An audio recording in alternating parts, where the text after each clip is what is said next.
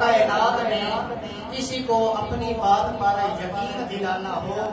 تو وہ اللہ کی قسم اٹھاتا ہے، اور اللہ جانے اللہ کتنی محبت کرتا ہے آل محمد سے کہ اگر اللہ کو اپنی بات پر یقین دلانا ہو اللہ آل محمد کی قسم اٹھاتا ہے۔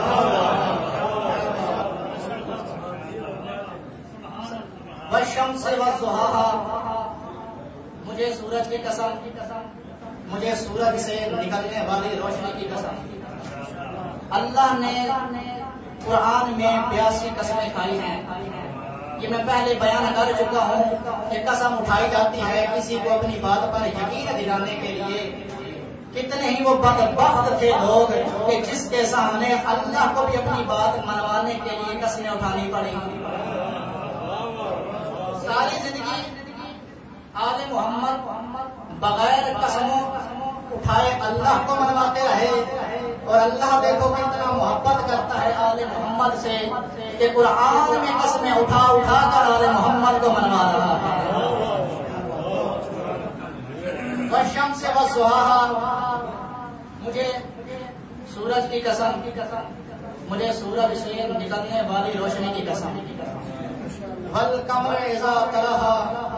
مجھے چاند کی قسم جو سورج کے بلا فصل نکلتا ہے۔ ایک بندہ امام جعفر صادق کی خدمت میں حاضر ہوا،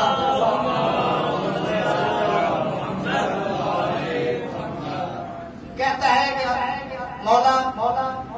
اللہ قرآن میں سورج کی قسم اٹھا رہا ہے، اللہ ہو کر سورج کی قسم اٹھا رہا ہے، اللہ ہو کر سورج سے نکلنے والی روشنی کی قسم اٹھا رہا ہے، اللہ ہو کر چاند کی قسم اٹھا رہا ہے، اللہ ہو کر چاند کے بلا فصل ہونے کی قسم کھا رہا ہے، اللہ سورج اور چاند کی قسم کیوں اٹھا رہا ہے؟ اس وقت مولا نے اس شخص کی طرف دیکھ کر کہا، اے بندے خدا تو کیا سمجھتا ہے کہ اللہ اسی چاند اور سورج کی قسم کھا رہا ہے جو ہر روز تیرے سامنے طلوع ہوتے ہیں اور پھر غروب ہو جاتے ہیں؟ وہ